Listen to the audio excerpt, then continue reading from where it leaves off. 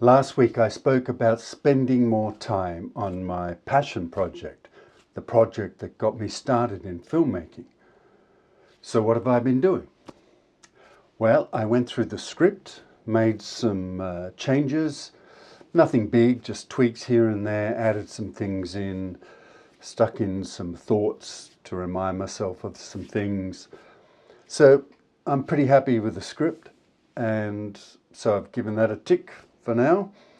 And the other thing I did was we had some character profiles. I went through them, updated them, made some tweaks there. So they're a tick. So those two things are, I think, ready to go, and certainly ready to show people, whether they're cast or crew or anyone else. So what's next? The thing I'm going to be working on this week are what I call my notes. And they incorporate pretty much everything I'm thinking about with respect to the film. And these are really good, I hope, for giving to crew and cast. But there's technical stuff in there as well, which may not be of much interest to cast. So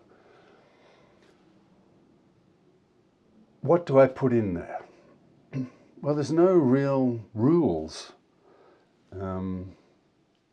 Anything which comes to mind, and any of these documents are starting points for discussions, because I'm not an expert in every area of filmmaking, obviously.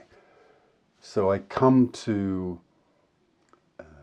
talk to, I don't know, someone who's the cinematographer or looking after design or doing sound or whatever it is, hair and makeup, anything. This is a starting point for discussion, because they will have insights and experience and guidance which will help focus this notes document to be more helpful, because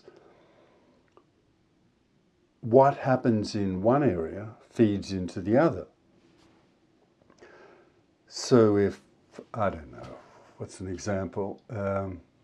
If you're going to shoot it really dark and moody, that's going to have an impact on design, on hair and makeup, you know,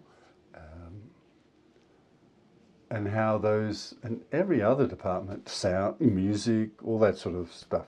So the look and feel impacts everyone.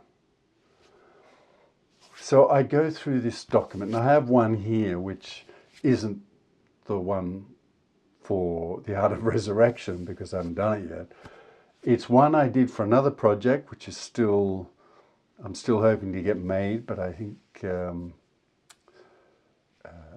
for now it's going through a rewriting process. So this, you know, I'll have to update things again with that. But I have put in some areas that I'll use as things to spark my own thoughts to talk about The Art of Resurrection, and to give you an idea about the sort of things that I put in this document. I hope that makes sense. So let me start. The first thing I put in is the film question.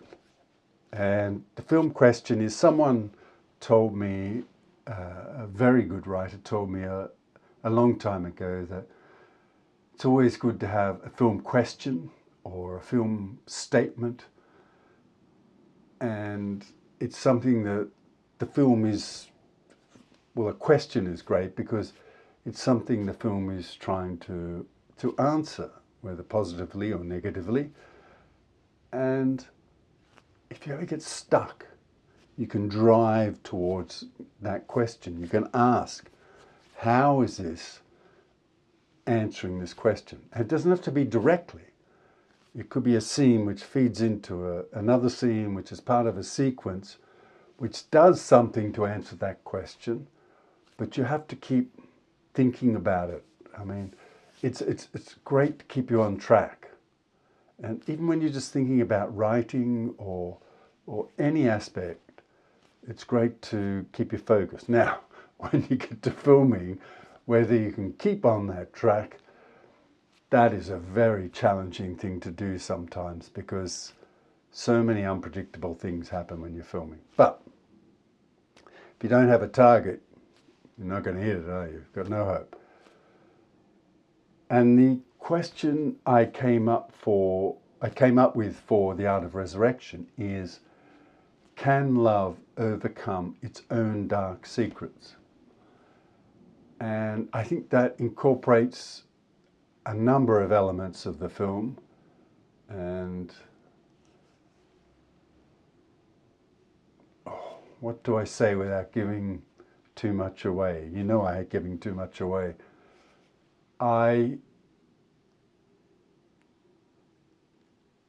We all have secrets. And we all have dark stuff in our pasts. Some of our own doing, some of completely, we're completely innocent of, but we feel the impacts of. And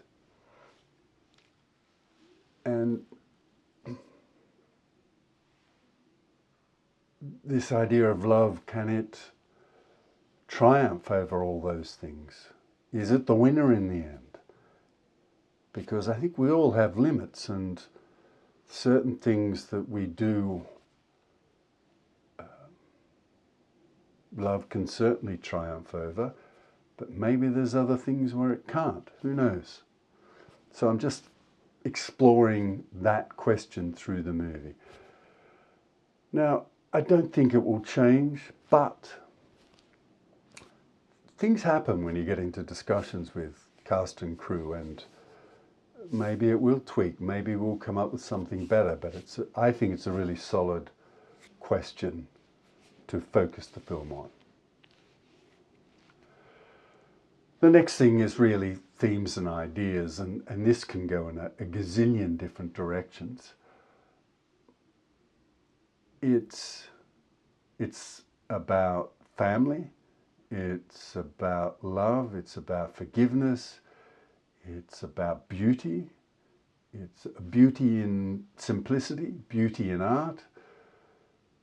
It's about trust, it's about fear, it's about jealousy, it's about revenge. That's a lot, isn't it? I'll narrow that down to really sort of main themes and ideas and sort of sub-themes and ideas, so I don't just confuse everyone. But they're the ideas which come to me immediately when I think about The Art of Resurrection. So I would put these in this document. I may expand on them, or if I feel they need to be expanded on. Or what I like to do generally is let the script dictate things, and if it's not coming through clearly from the script to make what I've written in this document make sense, then that's something I need to address. So, themes and ideas. The world of the film. So where it's set, and The Art of Resurrection is basically two broad locations. One is London, where a part of the filming is done, which is in offices and gallery, and a few locations in London, key locations definitely, but the majority of the film is set in Romania, and I always thought northwest Romania, somewhere around Cluj, but that's because I've been there many times and I've done filming outside of Cluj before as well. So, and I know, I mean, I haven't traveled much in the southern half of Romania, except for Bucharest and a few places in between Bucharest and Cluj on that journey. But I've spent a lot of time around Cluj, and I have travelled across the top from west to east and back again, stopped at some wonderful places. And I know Romania is beautiful, and especially in Transylvania in those mountainous areas, stunning. So I know there's natural beauty in abundance there. And the majority of the film will be set in a small village in Romania somewhere, hopefully in that area. It'll be simple, but I find a great beauty in simple. So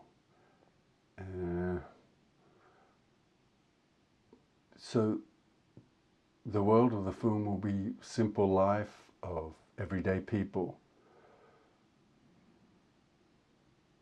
but a good life, you know, a tough life, but you know, not gloom and doom. These are people that are stoic people who are, you know, if this is their lot, sitting around moaning about it isn't going to put food on the table. You just have to get on with it. So, and you know, some of these villages, even though they have next to nothing, have a, you know, this sounds a bit, well, I'll just say it, they have a beauty to them in that. So that's the sort of world we're in. And the main character of this film has had a terrible sequence of events, and they've basically exiled themselves to this village, and they hope no one will find him, and he's just, you know, almost waiting out his life day by day, because everything he cherished is gone. So, but the idea is, and I'm jumping ahead, but that doesn't matter.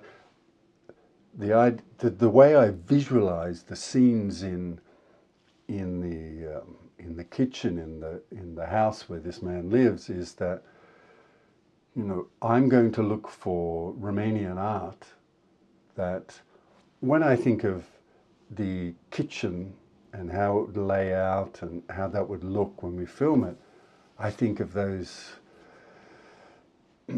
Dutch and Belgium artists with those kitchen scenes, and they look beautiful in their simplicity, even though they're poor people clearly. I love all that, and I love that look. And I'm going to research Romanian artists equivalent, because I'm sure they're out there, I just don't know them. And I'm going to contact some people and track that down and see if I can find equivalent art to inspire the filming of those scenes, and well, really the whole film. So, I think I went off on a few tangents there when I was talking about the world of the film, but hopefully you get the idea. And, you know, there's a clarity of light and just when you get out into nature and away from cities, and just a kind of purity of nature when you get out there, which I think shows when you film in places like that.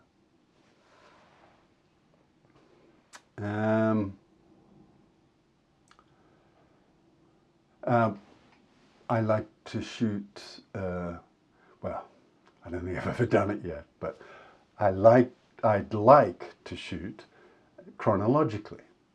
That way you can adapt. You know, if something great happens and you want to run with that, you may need to tweak things, you know, further on in the story.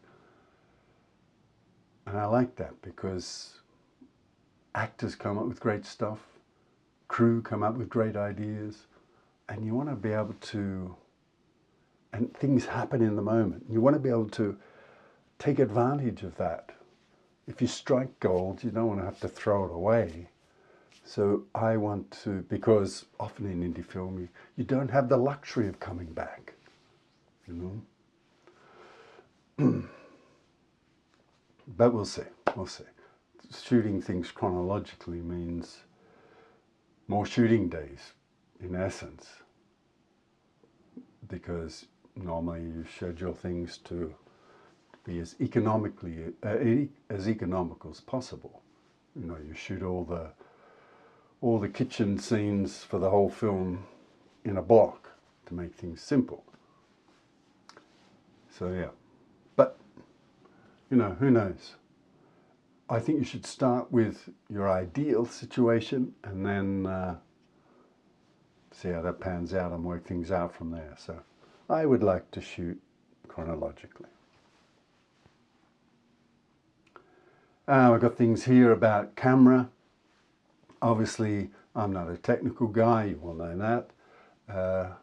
But, you know, when you think about shooting ratios and things you want, and you're going to be in a place with beautiful nature like northwest Romania, then you want to make the most of that. So you want to be shooting wider, things like that. What I do is I just pour all my ideas into here, and then the people who know what they're doing can, you know, tell me yay or nay, or why it's good or why it isn't, or why this other approach is even better. You know, it's starting for a talking. It's the start of a discussion, a talking point. I was trying to merge those two together, clearly. Whether I think there's any Steadicam shots or anything like that, all that sort of thing, or any really specific shots that, you know, I have really clear ideas about. Well, I have clear ideas about all the shots, but specific shots which are really crucial to the film that I want to make sure we cover. So if I have very strong feelings that, you know, we have to shoot this like this, I put it in here. And these are good, and because if you talk with someone, whether it's the cinematographer or anyone, when you get together for a chat, they will have read the script and had their own thoughts, and I've got this document, we get together and we can talk about stuff. Now, and even if we can't, because often in indie film, you just don't have the time, because time is, at least they know where I'm coming from.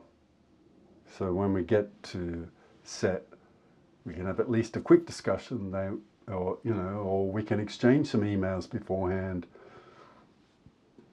and you know, work at getting on the same page.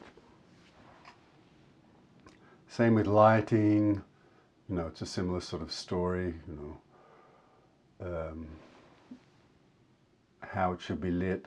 I rely a lot on technical people with these things, but I will discuss things in how I want it to feel, or what's going on here, what the key thing in this scene is, and how the overall look and feel should be for the film.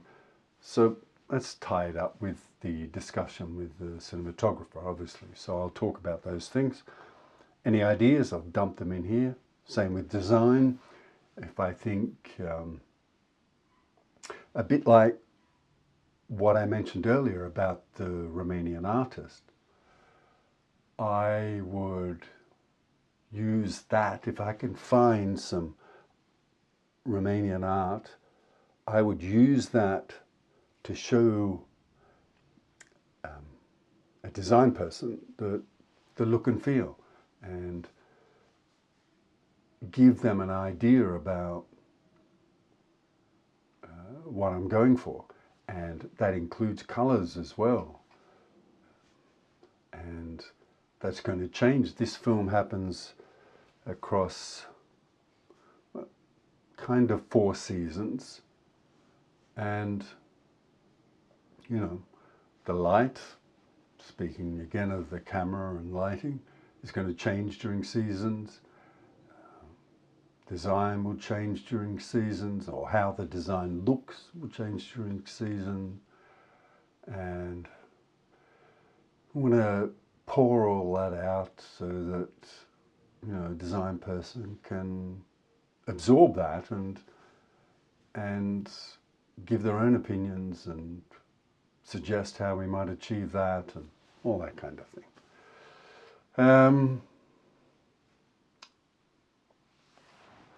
And colour, yeah, I mentioned colour.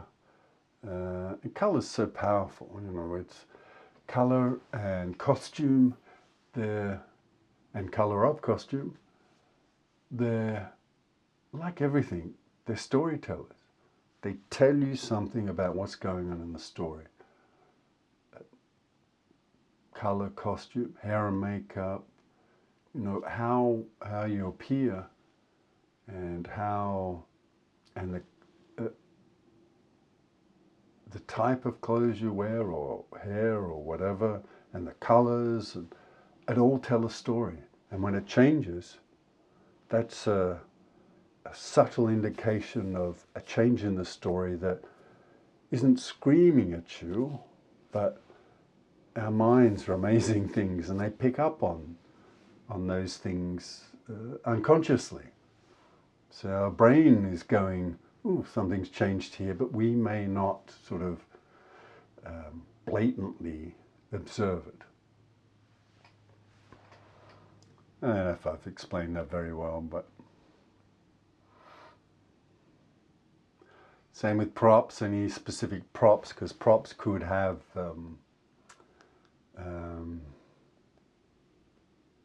a real significance for the movie. It could be something which symbolizes what the movie's all about, or it could be the actual thing that the movie's all about, or it could tell the story in one thing. So you need to think about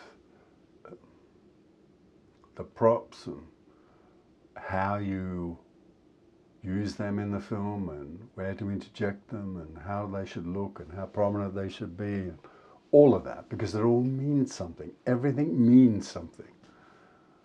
That's why filmmaking is so complex.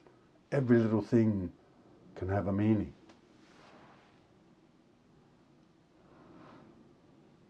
Well, sound and music, yeah, they're huge. So, you know, sometimes when you make films, you see it and you see the final edit and you think, what have I done? You know, this isn't working at all. And then when the sound and the music comes in, it just changes things completely. So it's really important, really important. And there's that old saying about people will forgive you a bit of a dodgy image, but they won't forgive you dodgy sound because they can't hear what's going on or understand what's going on. So it's really, really important. And it really supports those themes and ideas which I mentioned at the start. So if the sound designer or composer or anyone in that field, they're going to come with their ideas. I find certainly composers often come with strong ideas because they read it. This applies to all departments, but they read the script and they see music. So, you know, you want to hear what they've got to say and what they've got to do, but it can support the film in ways that you originally didn't even visualize. So, and it can enhance the film, and you know, any filmmaker will tell you that any good sound mix with sound and music can take the film from here to here. So really important. So getting together with them and understanding what's important, and again, the themes and ideas are what's going to be key, I think, there. Locations, I talked a bit about that.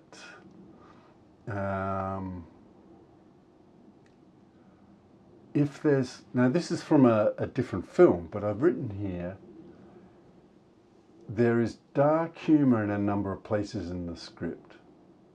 However, we should always be looking for it. It's a bit of a grim story, so let's find it where we can. So what I'm trying to say there is that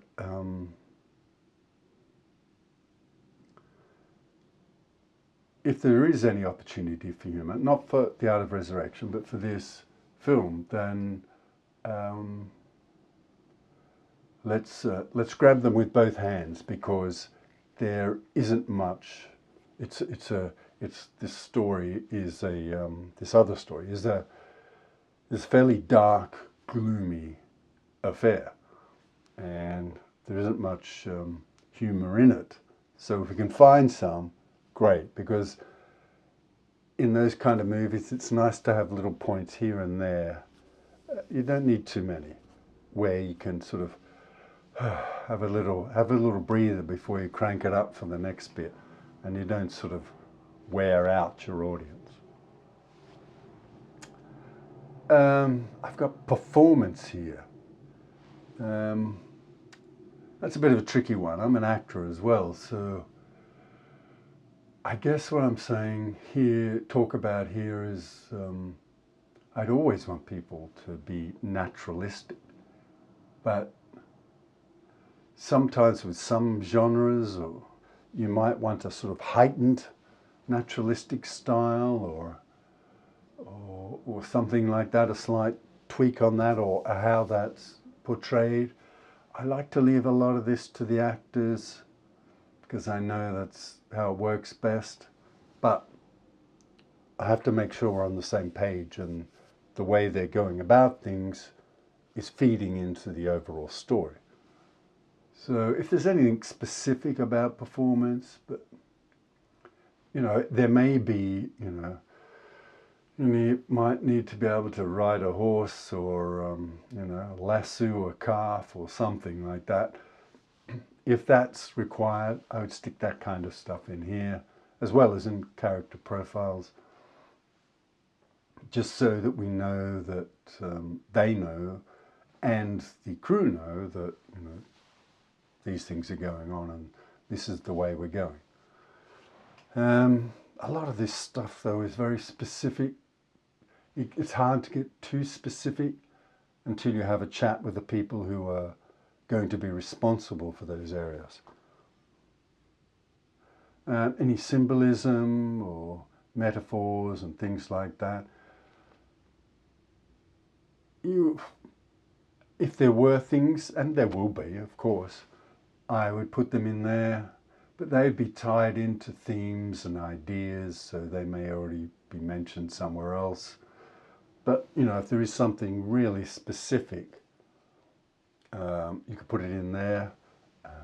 We may, in The Art of Resurrection, have something specific about Romania and Romanian history. We may look for symbolism there and make that a feature, visible feature throughout the film. It may be subtle, but we may put it in there in a way. I don't know how yet. Something I have to work on. Reference films, I put some reference films in here, definitely. Marketing, social media. Oh, this is more practical stuff about, you know, when we're filming, shoot a lot of, you know, you have to shoot probably more behind the scenes and social media and marketing footage and pictures and things than you do the actual film these days. So I've basically got a note here saying shoot a lot of stuff. And art, I touched on this earlier, or it doesn't have to be art, it could be just pictures or references, mood and inspiration things. So I've got some pictures for this other project that I put in that trying to give you a feel for visual and themes, things like that to help people understand where we're going with the film. Now, I'm sure there's lots of things I've left out, but the idea of the document is to dump my ideas and thoughts in there and then use it as a discussion point for talking with people. This will, as you can probably realize, it might take me a couple of weeks to get this to a state that I'm happy with. So I'll be working on that. And after I've done that, the next thing I'll start thinking about is, you always have ideas about shots and how scenes will play out in your head, especially when you're reading the script. So at some point, the next thing after this document would be to start doing some rough storyboards and scene notes. So, and scene notes are really, for me, for, you know, what the scene's about, what I'm trying to get from the scene, ideas about what to do if it's not working, things like that, so that I come as prepared as possible. So I tend to leave them until last. Well, not last. I'll probably do them in parallel with the storyboards, which won't be great because I can't draw for shit. So, but you know, I do something rough, or I'll maybe I'll find someone to do them, or I know there's AI now to do, you can upload a script and they'll produce storyboards, but I don't know. Initially anyway, I'll certainly be doing it on bits of paper or something like that. But for the next week or two, I'll be on this notes document and trying to get the big picture ideas as well as specific things into that. So I've got a document, especially for crew, to discuss things with. That's what I'll be doing. I hope I haven't rambled too much there. There's lots and lots of little things that go into making a film, and I won't get them all into this document, but it's a starting point for discussion. That's what it's about. Thanks for watching. It'd be great if you could like, subscribe, hit the notifications bell, and leave a comment. I'd love to hear what you think. I hope to see you in the next one.